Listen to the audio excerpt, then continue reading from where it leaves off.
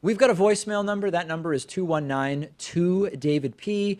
Yesterday, I did a piece about 12 minutes talking about my concern around pseudo-intellectualism and the sort of environment that is very, very receptive to pseudo-intellectualism. And a lot of people thought I was saying that Sam Harris is not an intellectual. Let me give you an example of one of these messages. This one came in by voicemail early this morning.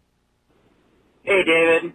I just listened to your take on the pseudo-intellectualism, and I agree with most of those folks that were named in that article, but Sam Harris, really? I don't understand how he's a pseudo-intellectual.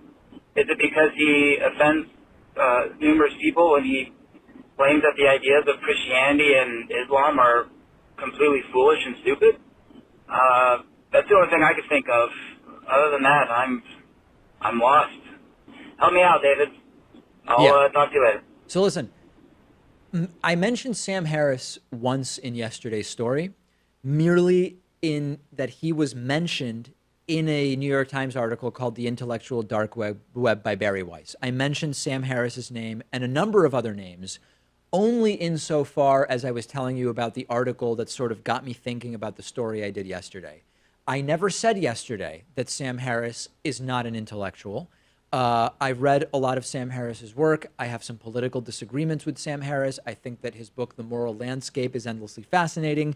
I've never really taken a position on whether Sam Harris is or isn't an intellectual. I believe that he is, and that's okay to say that and still say that I disagree with some of the stuff that he said.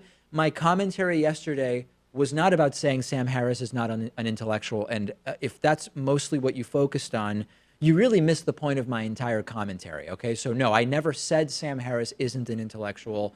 I mentioned his name yesterday in passing as one of many 5, 6, 7 different people that were mentioned by Barry Weiss. I think Steven Pinker was mentioned. I'm not saying Steven Pinker is not an intellectual. The commentary was about the environment in which pseudo-intellectualism and faux intellectualism is sort of welcomed and embraced by people rather than about saying who is or isn't on the list of intellectuals. We have a great bonus show today. We'll talk about Seattle's new head tax, which will charge big companies a fee to help the homeless. We will also talk about Uber dropping its arbitration requirements for sexual assault victims. And lastly, the Trump administration is considering housing migrant children on military bases as a result of Jeff Sessions getting tough on undocumented immigration. All of those stories and more are on today's bonus show, which you can access by becoming a member at joinpakman.com. If you want a discount, you can use the coupon code VOTESOON18.